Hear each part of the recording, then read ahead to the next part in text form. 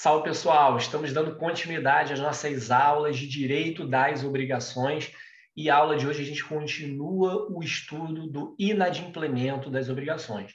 Tema importantíssimo. Se você está gostando das aulas, considere se inscrever no canal. Na aula passada, nós estudamos conceito de inadimplemento, as espécies de inadimplemento, quais sejam inadimplemento absoluto, inadimplemento relativo, também chamado de mora, e a violação positiva do contrato, bem como os requisitos para a mora. Na aula de hoje, a gente começa a analisar o termo inicial da mora, ou seja, a partir de quando considera-se que a parte está em mora. A gente vai ver que existem duas espécies de mora nesse sentido, que é a chamada mora ex re, que é a mora automática, e a mora ex persona, é aquela mora que depende de notificação do devedor. Tá bem? Vou compartilhar os slides aqui com vocês.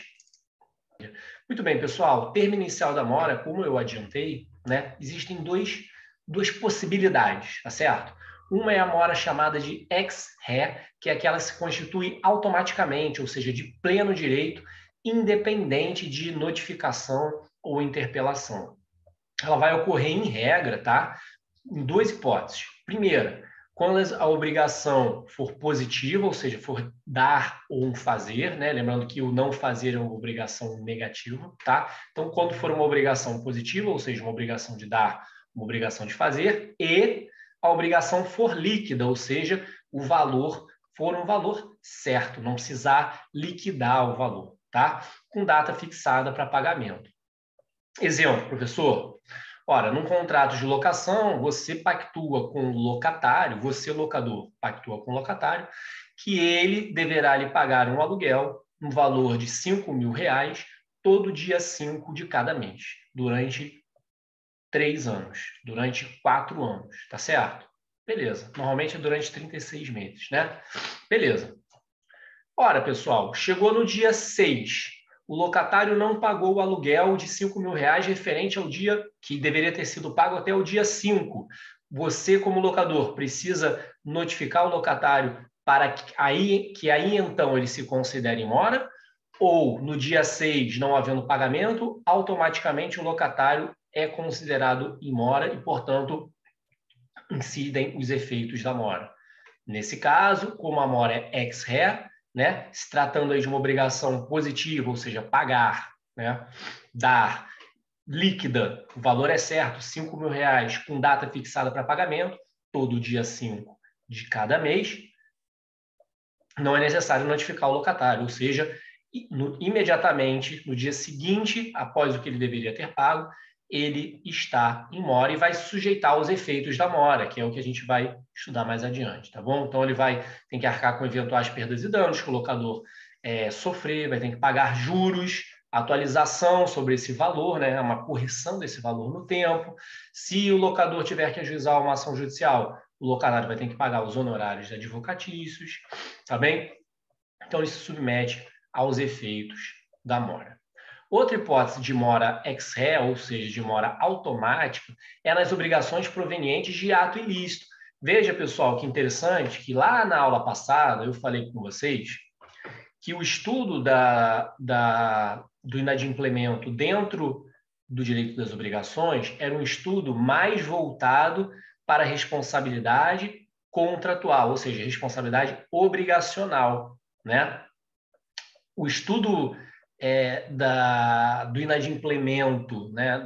O estudo do ato ilícito, não inadimplemento, o estudo do ato ilícito, ele é próprio da responsabilidade civil, né? Das aulas de responsabilidade civil, ok?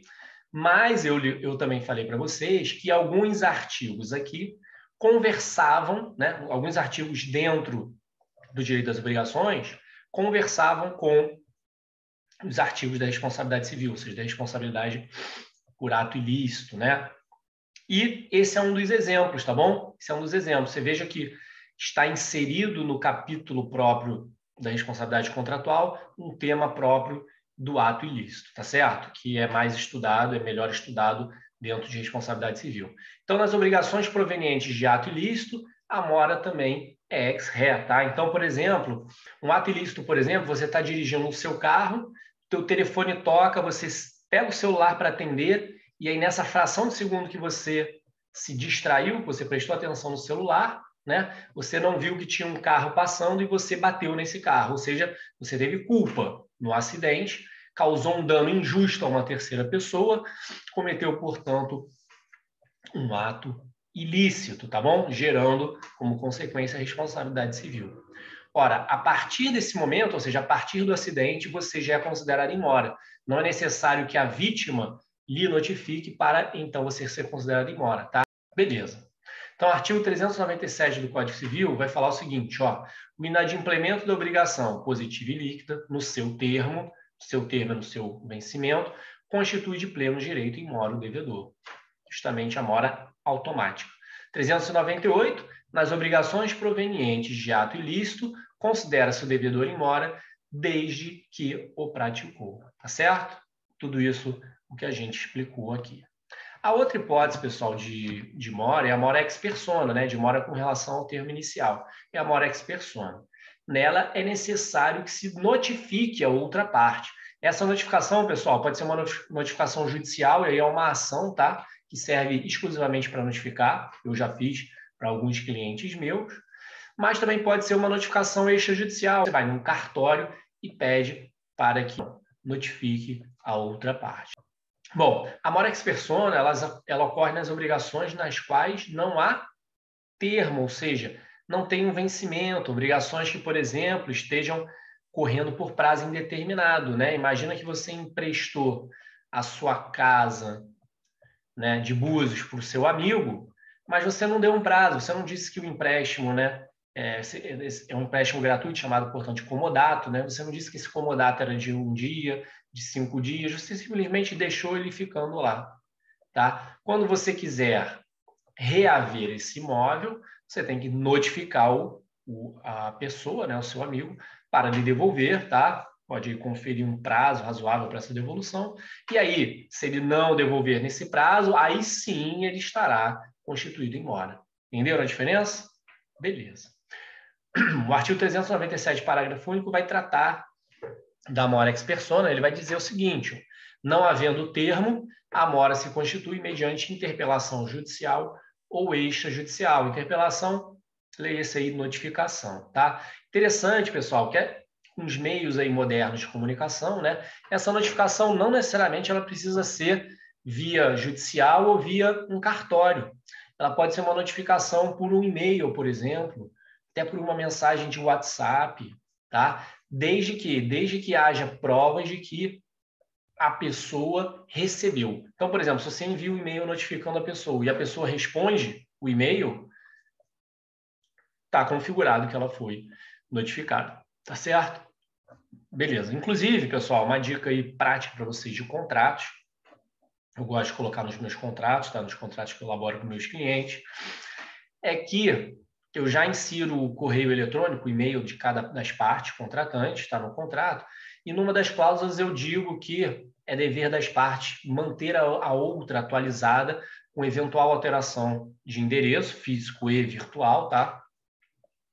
E que, se houver alteração não informada à outra parte, né, qualquer notificação enviada para o e-mail anterior, né, vai ser considerado válida, mesmo que a parte tenha alterado o e-mail, tá certo? Isso ajuda, isso facilita, isso barateia, né, uma notificação, porque a notificação judicial você vai pagar as custas judiciais, uma notificação por cartório você vai pagar as custas cartorárias, uma notificação por e-mail é de graça, tá certo? Sobre esse aspecto, pessoal, o enunciado 619 da Jornada de Direito Civil do Conselho de Justiça Federal diz que a interpelação extrajudicial, de que trata o parágrafo único do artigo 397 do Código Civil, admite meios eletrônicos, como e-mail, aplicativo de conversa online, desde que demonstrada, eu falei para vocês, a ciência inequívoca do interpelado, salvo disposição em contrário no contrato, ou seja, salvo se as partes no contrato disserem que essas formas de notificação não serão válidas, tá? Qual o princípio que fundamenta essa liberdade das partes de definir cláusulas do contrato? Pessoal, autonomia privada, tá bem? Muito bem. Bom, a parte estando em mora, ela pode purgar a mora, ou seja, emendar a mora. Isso significa que ela, ao fazer isso, é como se ela, primeiro, ela vai extinguir os efeitos da mora, né? E ela vai impedir a resolução do contrato, ela vai permitir que o contrato permaneça, tá certo? Então, como é que se purga a mora? Isso é previsto no artigo 401 do Código Civil. O inciso 1 vai falar do devedor. Como é que o devedor purga a mora? Ora, oferecendo a prestação que ele está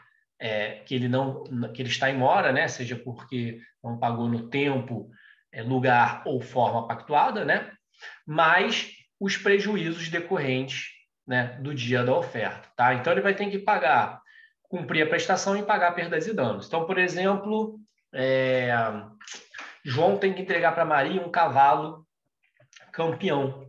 Maria tinha que receber esse cavalo no dia 10 de janeiro para ele participar de uma exposição no dia 11 de janeiro. E essa exposição ia render para Maria um dinheiro, né? O João, por culpa dele, não entrega o cavalo no dia. Ele se esqueceu que tinha que entregar. E ele entrega depois. E aí Maria, o quê? Perdeu a oportunidade de levar o cavalo lá no evento, né? E, consequentemente, deixou de ganhar o valor que o evento ia pagar para ela levar aquele cavalo campeão lá. Então, nesse caso, o que acontece, pessoal? O João vai ter que, além de entregar o cavalo para Maria, né? Ele vai ter que pagar aí o que Maria deixou de ganhar, né? Vai ter que indenizar Maria pelo que ela deixou de receber do evento, que ela não pôde comparecer. Tá certo?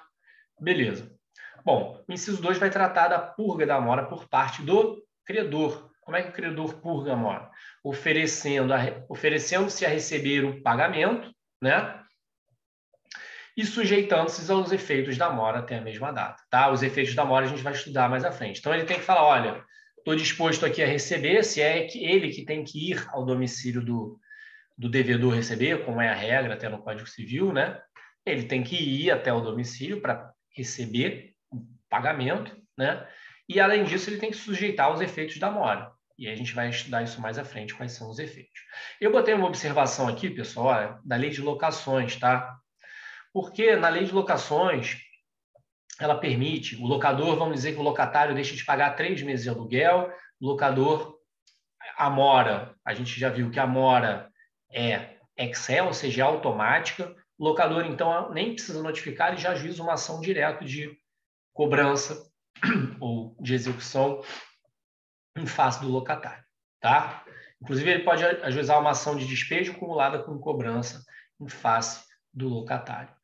A lei de locações permite ao locatário emendar a mora, tá? Emendar a mora, é o que diz o artigo 62, inciso 2. Vai falar o seguinte, ó, o locatário e o fiador poderão evitar a rescisão da locação, né?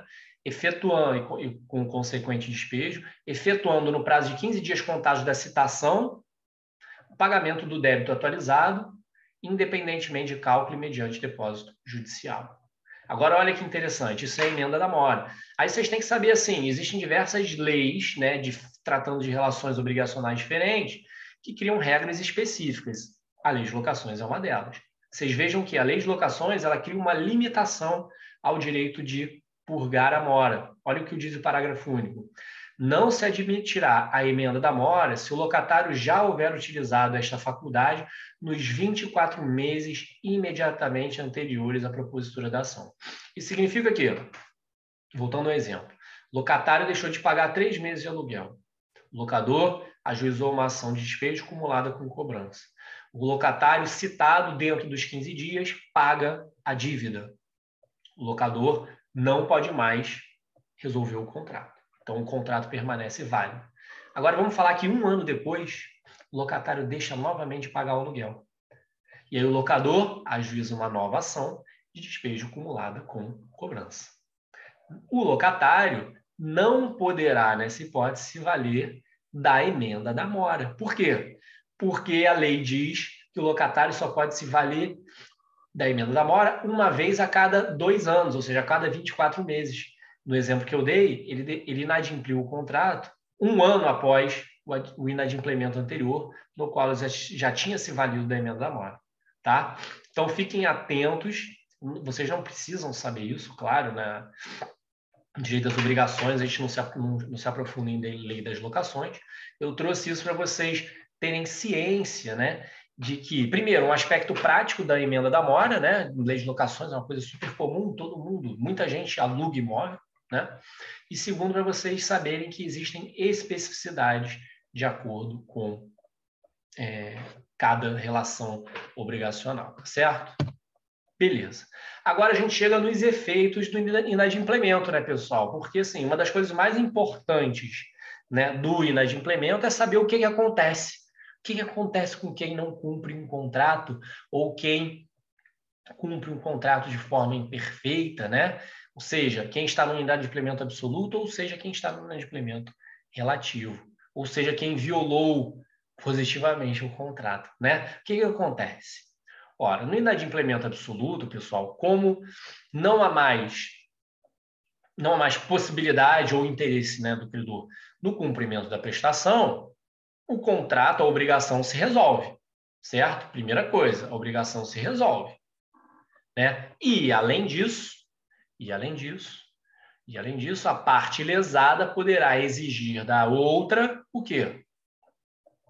Indenização por perdas e danos, tá certo? Agora, se for possível ainda exigir o cumprimento, né? Digamos que o devedor ele se recusa, ele pode cumprir, mas ele se recusa a cumprir a obrigação, né? Ele está com o cavalo que ele tem que entregar, o cavalo campeão, mas ele está muito apegado ao cavalo, ele se arrependeu de ter vendido o cavalo e diz, não, o cavalo não sai da minha fazenda. Ora, nesse caso, o credor pode ajuizar uma ação pedindo cumprimento específico da obrigação, ou seja, juiz, eu quero que seja determinado que o devedor me entregue o cavalo, sob pena de auxílio de força policial para pegar esse cavalo e trazer para mim. E, além disso, eu quero indenização pelas perdas e danos, tá bom? Então, veja que existem duas opções, pessoal, para o credor. Ele pode resolver a obrigação pedindo perdas e danos, ou ele pode exigir o cumprimento forçado da obrigação e também pedir perdas e danos, tá? E aí, perdas e danos vai ser as perdas e danos, juros de mora, atualização e, se ajuizada a ação, honorários advocatícios, tá certo? Beleza. Mora do devedor, pessoal. Então, no inadimplemento relativo, o que acontece no inadimplemento relativo? Quais são os efeitos, né?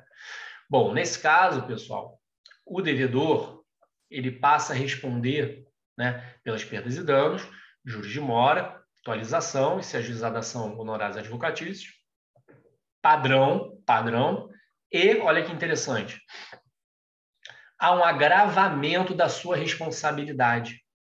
Ou seja, quando o devedor está em mora, quando ele passa a estar em mora, ele passa automaticamente a responder, inclusive pela impossibilidade da prestação, ainda que esta ocorra por força maior ou caso fortuito, tá bom?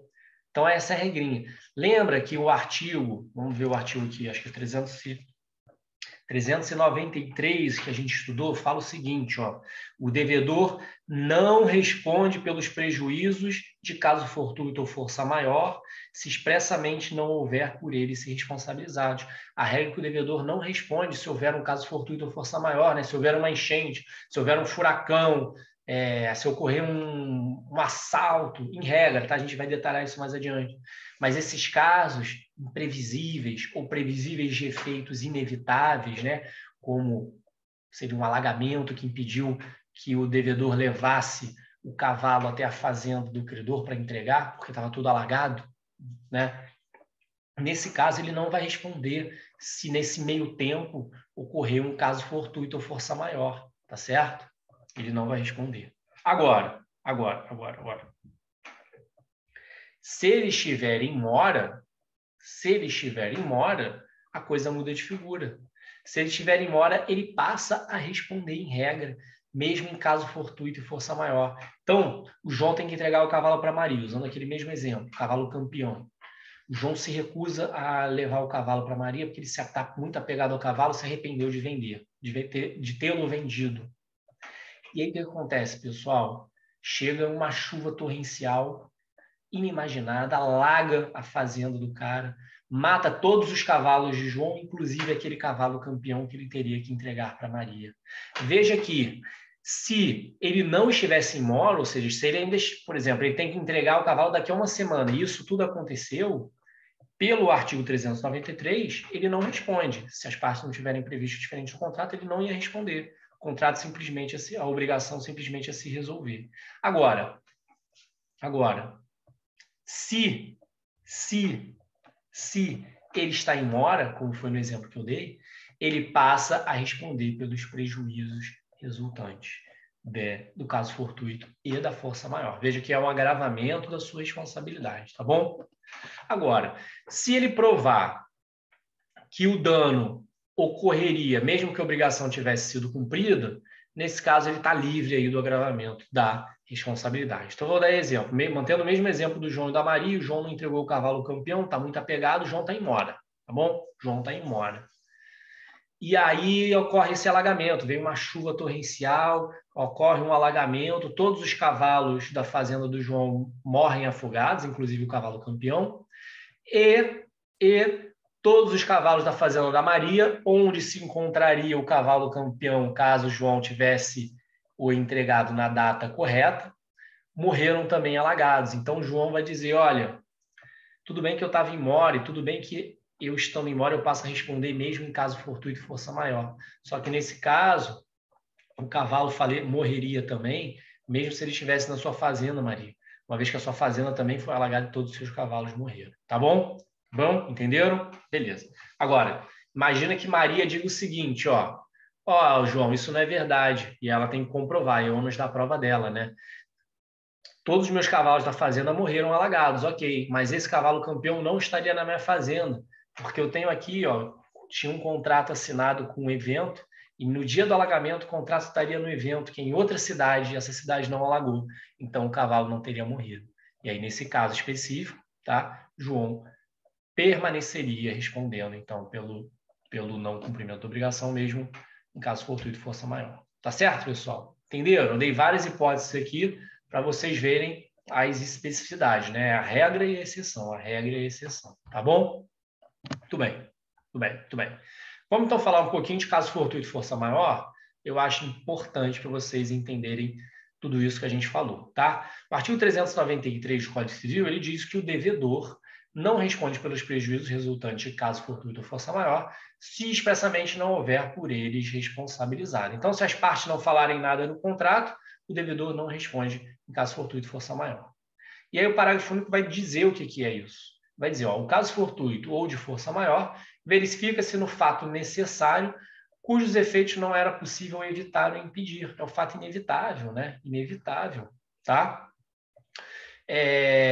Veja bem, pessoal, que alguns autores eles diferenciam caso fortuito de força maior. Uns dizem que caso fortuito é decorrente de ação humana, força maior é decorrente de ação da natureza, de fato da natureza.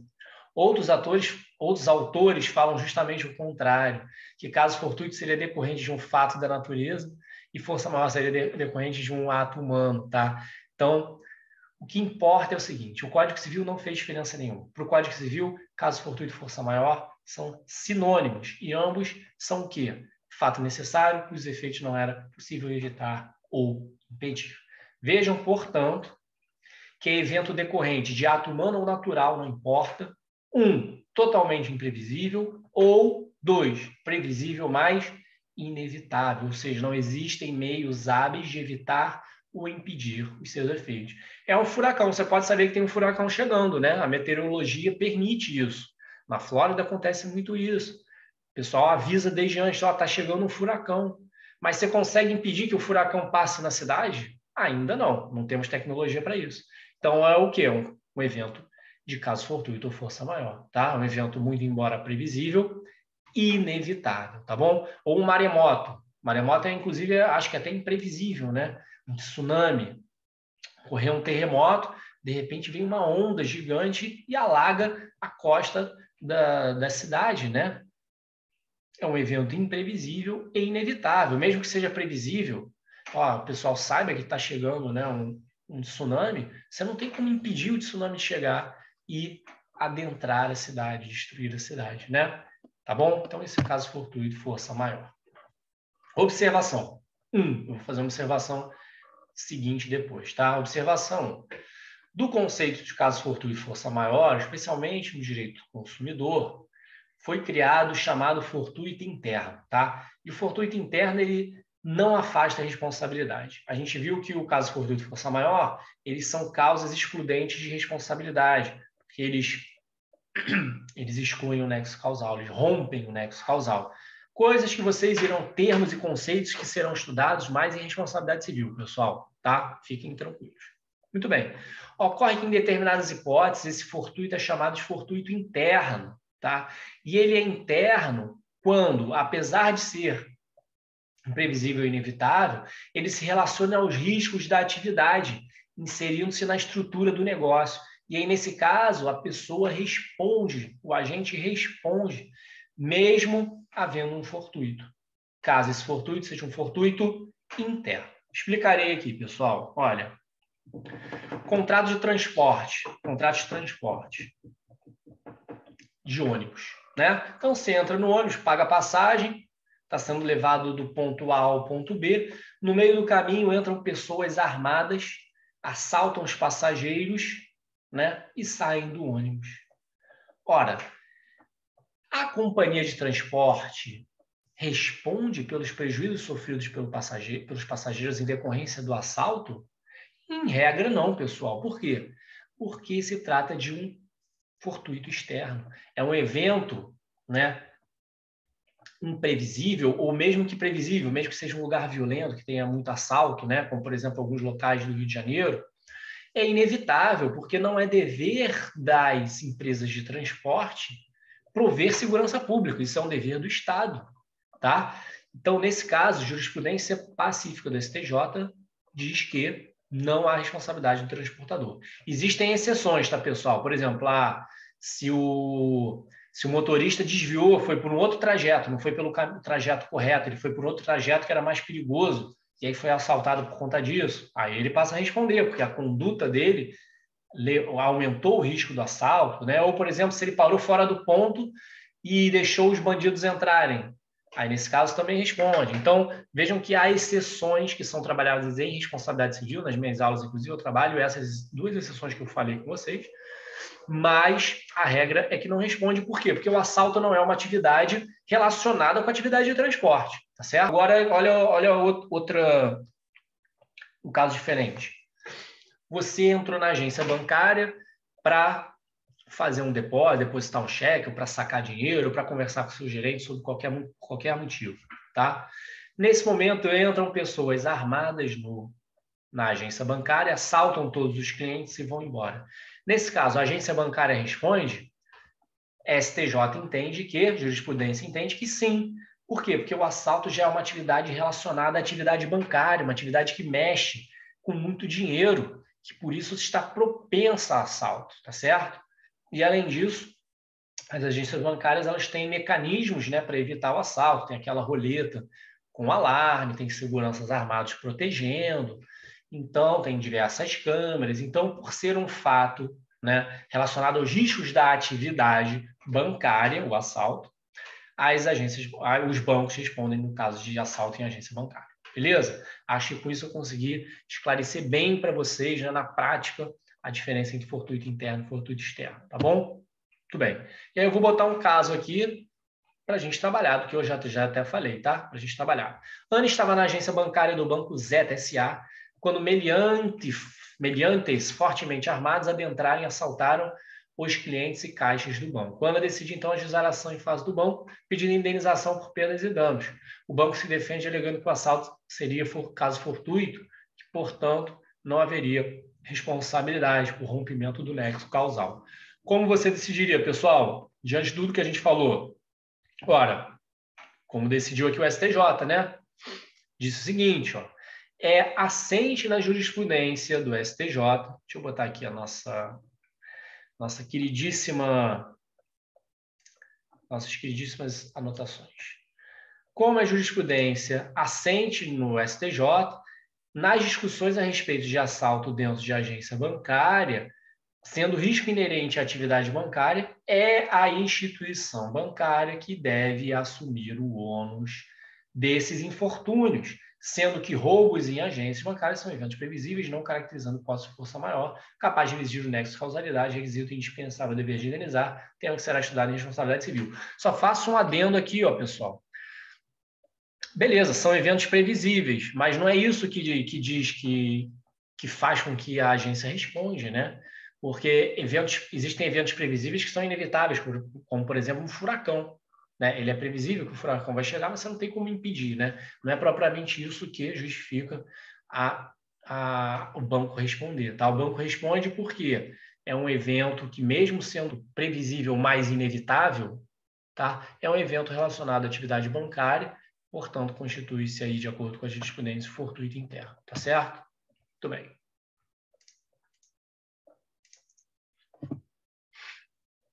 Bom, continuando aí os efeitos do inadimplemento. Agora, com relação ao credor, pessoal, quando a mora é do credor e o inadimplemento é relativo, o que acontece?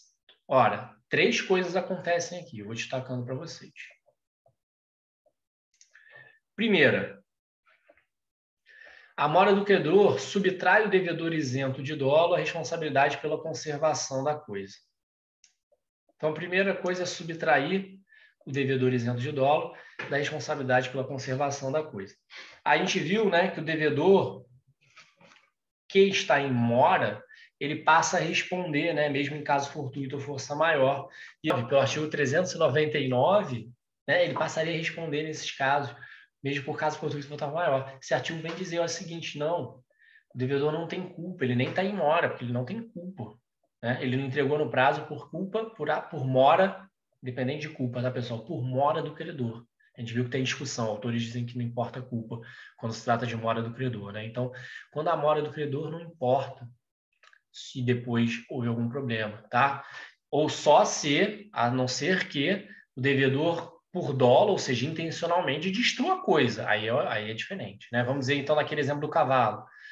Né? João vai entregar o cavalo premiado para Maria, Maria não está lá. João chega na fazenda Maria, Maria está viajando, não tem ninguém na fazenda para receber o cavalo, João volta.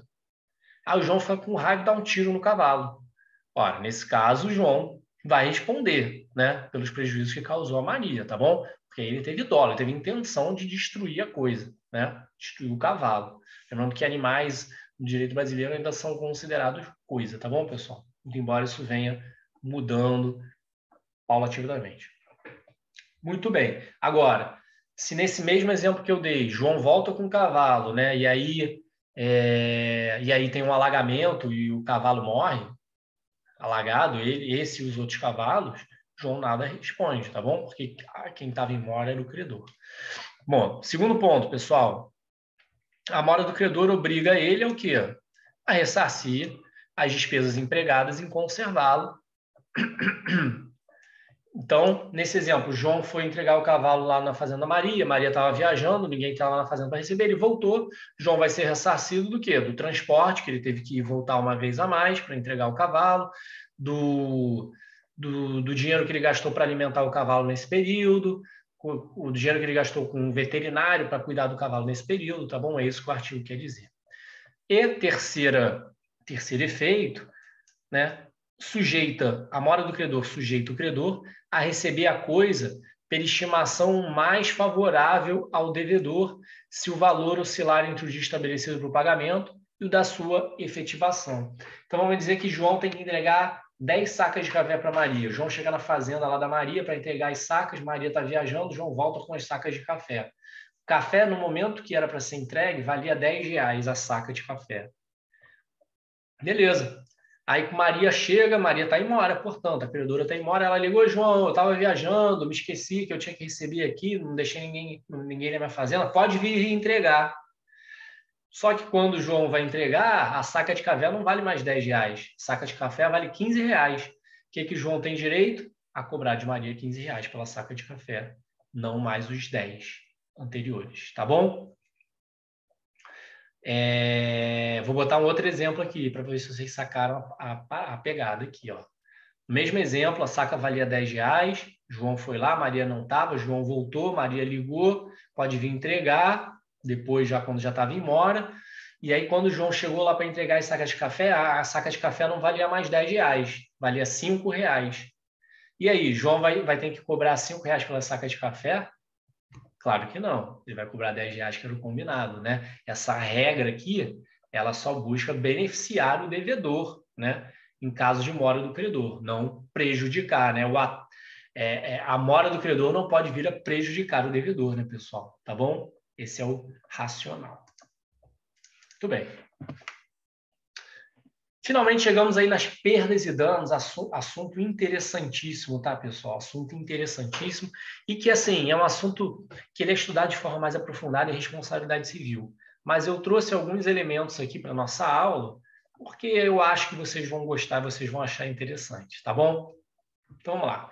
Perdas e danos abrangem o quê? O dano material, que se subdivide em dano emergente e lucro cessante, e o dano extrapatrimonial. Conserta aí o que está escrito, pessoal. E o dano extrapatrimonial, que se subdivide em dano moral e dano estético, tá bom? Então, dano material ou patrimonial e dano imaterial ou extrapatrimonial, tá bom? São as duas espécies de dano, e elas se subdividem em dano emergente e lucro cessante, no caso do dano material, dano moral, dano estético, no caso de dano extrapatrimonial. E aí eu ressalto para os senhores que atualmente existem novas espécies de dano, tá, pessoal? Uma perda de uma chance, e aí são dano existencial, tá? São danos assim que tem já vem tendo alguma acolhida, tá, na jurisprudência, já existem decisões condenando com base nessas novas espécies de dano, mas elas ainda são bastante recentes e ainda há uma construção aí a ser feita acerca desses danos, tá? A perda de uma chance não, já é bastante consolidado, mas são assuntos assim muito mais específicos e assim não vou tratar aqui com vocês em direito das obrigações nisso, tá? O que eu vou falar aqui em direito das obrigações para vocês? Dano emergente, lucro cessante, dano moral, dano estético. E está muito bom para o direito das obrigações, tá bom? Eu vou me aprofundar neles. Então, dano emergente, pessoal, é também chamado de dano positivo. Ele consiste na efetiva diminuição do patrimônio da vítima. O que você vai fazer? Você vai comparar o patrimônio da vítima antes da lesão e depois da lesão e vai ver a diferença. E aí, esse é o valor do dano emergente.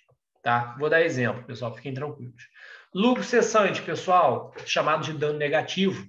É tudo aquilo que a parte inocente razoavelmente deixou de lucrar. Então, é a perda do ganho esperável. Veja que não é do ganho imaginado, não é do ganho remoto, é do ganho esperado. Por isso, pessoal, por esse motivo é que nossos tribunais, eles são reticentes, tá? Eles são restritivos no exame dos lucros cessantes. É difícil conseguir obter aí uma indenização por lucro cessante, porque muitas das vezes os tribunais entendem se tratar de um dano meramente hipotético e não de um dano esperável, tá bom? De um ganho esperável, tá certo? Isso é previsto aí no artigo 402 do Código Civil, tá? Agora eu vou dar um exemplo aqui para vocês entenderem a diferença entre dano emergente e lucros cessantes. O exemplo é o seguinte, ó, o taxista estava dirigindo e aí o João, bêbado, perdeu o controle do carro e bateu no carro do taxista. O carro do taxista teve que ir para o conserto, teve que trocar a porta, teve que trocar a lanterna e teve que desempenar a roda. O conserto custou R$10.000, tá? O que é isso, pessoal? R$10.000 é o dano emergente. Ou seja, o motorista, né, ele tinha R$50.000 no banco. Quando o carro bateu, ele teve que gastar R$10.000 para consertar, então ele ficou com 40 mil em decorrência do acidente. Ele tinha 50 mil, ficou com 40 mil, R$10.000 é a diferença, né? R$10.000 é o dano emergente. E o lucro cessante, professor? Ora, em razão de o carro ter que ficar na oficina consertando durante um mês, o taxista deixou de ganhar o dinheiro que ele ganha trabalhando como taxista durante um mês. Então, a média de renda obtida durante um mês de trabalho do taxista será o quê? O lucro cessante, né? É aquilo que ele razoavelmente deixou de ganhar em decorrência do acidente. Entenderam, pessoal? Maravilha. Além disso, nós temos aí o dano moral, que é uma violação aos direitos da personalidade, né? de personalidade vocês já estudaram, é honra, nome, integridade física, integridade psíquica, né? E o entendimento dominante é de que, em regra, o inadimplemento contratual não gera dano moral, tá? Tinha, inclusive, uma súmula do TJRJ, súmula 75, salvo engano, do TJRJ, que dizia justamente isso, tá? Que, em regra, não cabe dano moral quando se trata de inadimplemento contratual. Ora, pessoal, essa afirmação ela é estranha, a meu ver, porque existem diversas relações contratuais, diversos inadimplementos contratuais que geram claríssimo dano moral, tá? Vocês têm um plano de saúde, vocês precisam fazer uma cirurgia urgente, sob pena de risco de morte, e aí o plano de saúde se nega a autorizar a cirurgia. Você tem que ajuizar uma ação para obter o cumprimento específico da obrigação, né? E obter essa autorização, e aí na ação o juiz determina que o operadora do plano de saúde autoriza o procedimento sob pena de multa horária de R$5.000, por exemplo. A operadora autoriza e você faz a cirurgia, né? Ora, pessoal, nesse caso, é um caso claríssimo de dano moral, né? Inclusive um dano moral em ré Y, um dano moral presumido, não precisa nem provar, né? Os próprios fatos falam por si só. Você estava para morrer, você paga um plano de saúde esperando segurança e tranquilidade nos momentos de necessidade, né? Indevidamente, a operadora do plano recusou a cobertura, o atendimento, a cirurgia, e você teve que, numa situação de quase morte, ajuizar uma ação para obter teu direito de fazer a cirurgia, né? É dano moral, claro, né? E é um inadimplemento contratual. Então, veja aqui, não faz muito sentido, a meu ver, esse entendimento, mas saibam que ele existe. Muito bem, pessoal. Segunda espécie de dano aí, na verdade, quarta espécie de dano, segunda dentro dos danos extrapatrimoniais, é o dano estético, né? Ele ocorre quando há uma lesão corporal de efeitos prolongados, ou seja, não precisa ser permanente, mas também não pode ser muito curto, tá bom? O dano estético deve se manifestar de forma duradoura, mesmo que sem carga de definitividade ou irreversibilidade. Então, por exemplo, alguém bateu no seu carro, né? Eu estou falando aqui até de responsabilidade extracontratual, né? Não é nem contratual, mas só para dar um exemplo do dano estético. Alguém bate no seu carro e aí você fica com uma cicatriz no rosto imensa, né? E essa cicatriz vai lhe acompanhar a vida toda. Isso é um dano estético, tá bom? Isso é um dano estético. Ou numa relação contratual, você contrata uma cirurgia, né? E o cirurgião, por erro, ele faz o procedimento errado na hora de costurar a sua pele, você fica com uma mega lesão, né? Uma mega cicatriz que não era para ficar, tá? Foi por um erro do médico. Nesse caso, há dano estético também, pessoal, tá certo? Muito bem.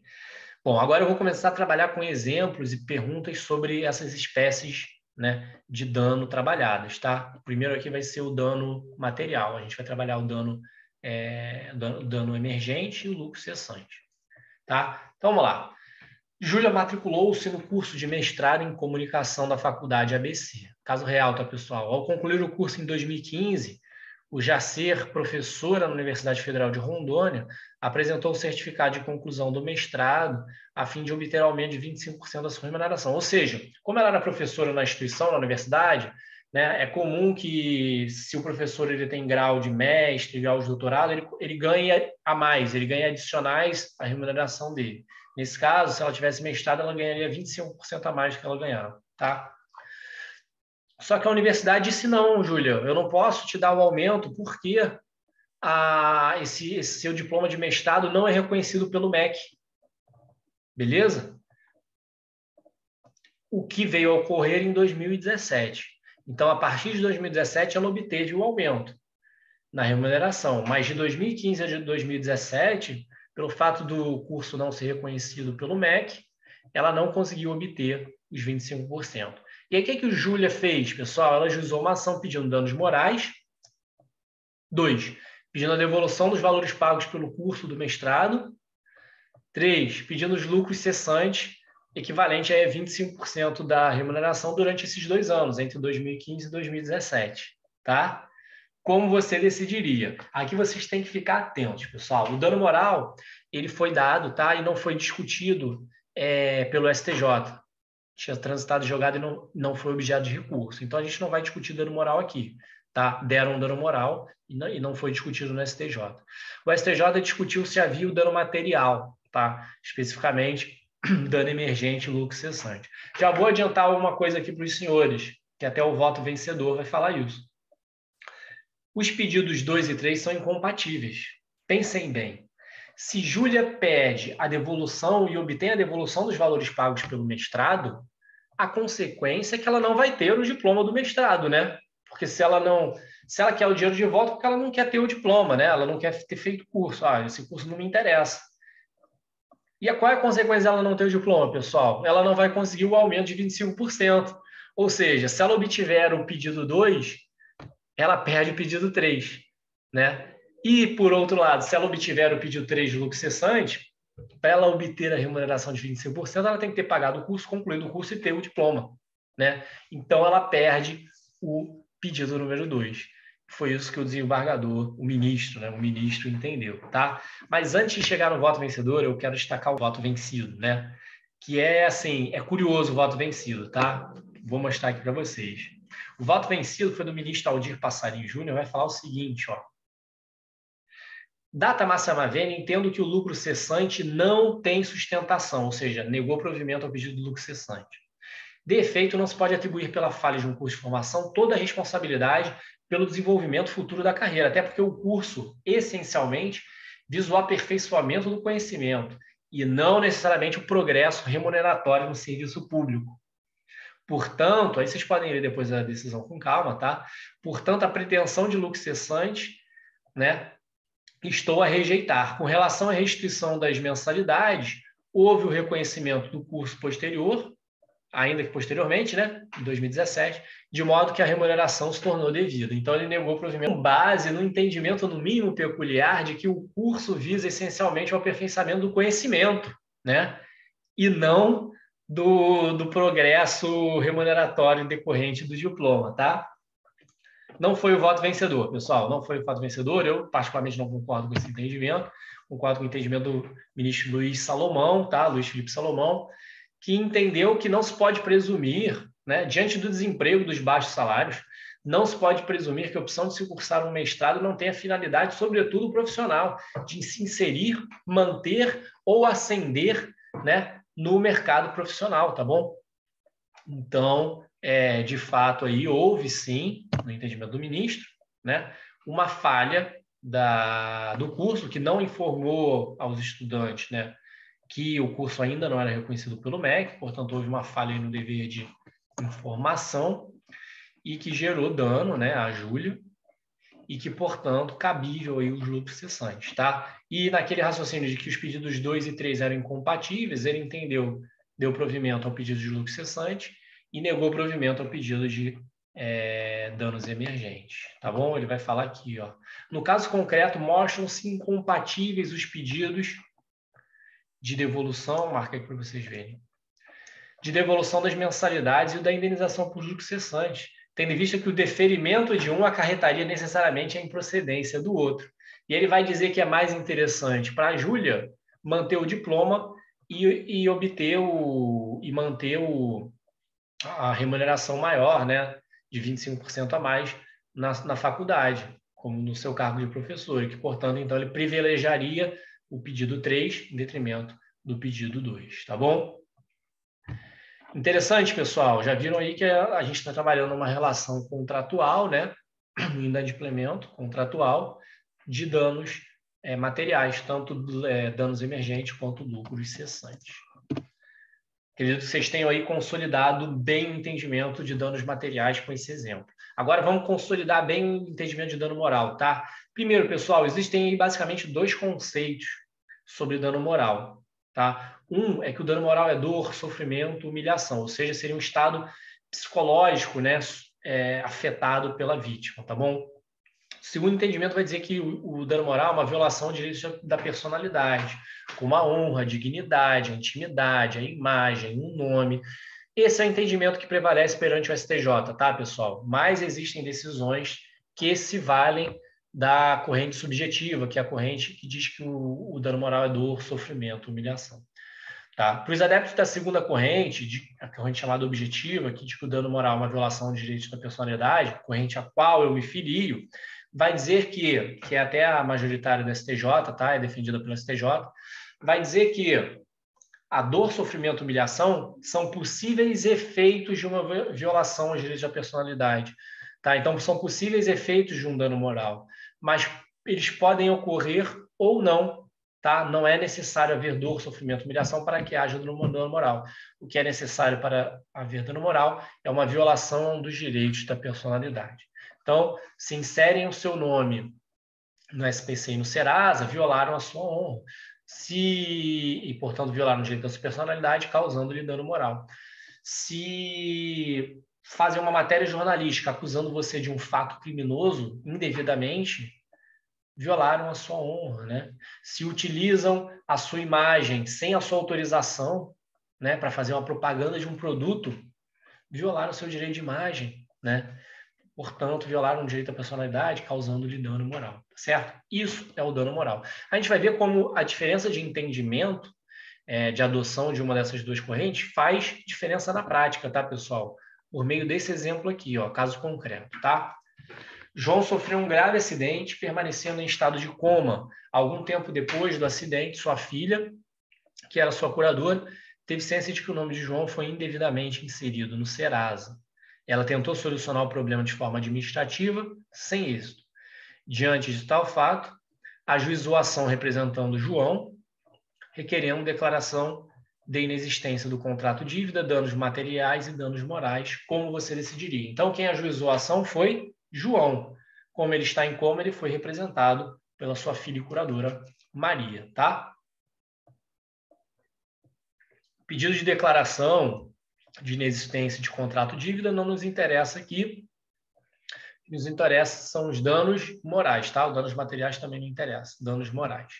Olha só, pessoal, o Tribunal de Justiça de Minas Gerais, filiando-se à primeira corrente, a corrente subjetiva, que entende que dano moral é dor, sofrimento, humilhação, decidiu que o autor não sofreu qualquer dano moral, até porque não se tem notícia de que tenha tido ciência dos saques em sua conta e do alcance do prejuízo financeiro de sua diagnosticada demência. O autor, portanto, pessoal, de acordo com a decisão, não passou por qualquer constrangimento, aborrecimento e nem teve a sua honra ou privacidade afetadas. Por quê? Tudo isso porque ele não tinha consciência, né? Adoção da primeira corrente. Como eu adiantei para vocês, o STJ ele se filia à segunda corrente, a corrente objetivo. E aí houve um recurso especial aqui, né? Esse caso foi parar no STJ. O STJ reformou a decisão, dizendo que o absolutamente incapaz pode sim sofrer dano moral. O absolutamente incapaz, ainda quando impassível de detrimento anímico, ou seja, quando seja incapaz de ter algum sentimento, né, pode sofrer sim dano moral. O dano moral caracteriza-se por uma ofensa a um direito da personalidade e não por uma dor ou um padecimento. Eventuais mudanças no estado de alma do lesado não constituem o próprio dano, mas eventuais efeitos ou resultados, né? É aquilo que eu falei. Pode haver ou não dor, aborrecimento, preocupação. Não é isso que é dano moral. Dano moral é uma violação do direito da personalidade. Entendido? Beleza, vamos seguir. O dano estético, pessoal, ele está englobado pelo dano moral. A gente viu ali que são quatro, né, as quatro espécies de dano. Mas alguns autores entendem que o dano estético deveria ser enquadrado dentro do dano moral, tá? Não é o entendimento que prevalece, tá? Inclusive já tem súmula do STJ, súmula 387, que diz que é lícita a acumulação das indenizações de dano estético e dano moral, o que, portanto, dá a entender que o dano estético é uma espécie autônoma de dano, tá? Não é um dano que faz parte do dano moral, é um dano autônomo. Mas existem autores que entendem de forma diferente, tá? Inclusive autores renomados. Sobre o dano estético, pessoal, para caracterizar o dano estético, a lesão tem que ser visível em situações corriqueiras do cotidiano, então tem que ser uma lesão no rosto, tem que ser uma lesão na mão, né? Porque se a pessoa está de calça e for uma lesão na perna, não haveria dano estético nesse caso. Ora, pessoal, não precisa ser visível, tá? Decisão do STJ aqui nesse sentido, falando que as sequelas físicas decorrentes do ato ilícito, mesmo que não sejam visíveis de ordinário, ou seja, na perna, no sovaco, né, na virilha, que seja, na barriga, e por isso não causam repercussão negativa na aparência da vítima, certamente provocam um intenso sofrimento. Intenso sofrimento para a vítima, né? A vítima ela sabe que está com a lesão, e é isso que importa. Não importa que os outros estejam vendo, mas sim que a vítima tenha sido efetivamente lesada, né, no seu aspecto físico de forma prolongada, tá? Repercussão negativa da aparência da vítima certamente provoca um intenso sofrimento. Dessa forma, as lesões não precisam estar expostas a terceiros para que sejam indenizáveis. Pois o que se considera para os danos estéticos é a degradação da integridade física da vítima decorrente do ato ilícito. STJ. Muito bem, pessoal. Com isso, nós encerramos a aula de hoje, tá? A aula seguinte, a gente começa a tratar aí da correção monetária, vamos falar dos juros, vamos falar de cláusula penal, de arras e sinal, tá bom? E aí, se você curtiu a aula, considere aí dar curtida no vídeo, compartilhar com seus amigos e nos vemos na próxima aula. Um grande abraço e até a próxima.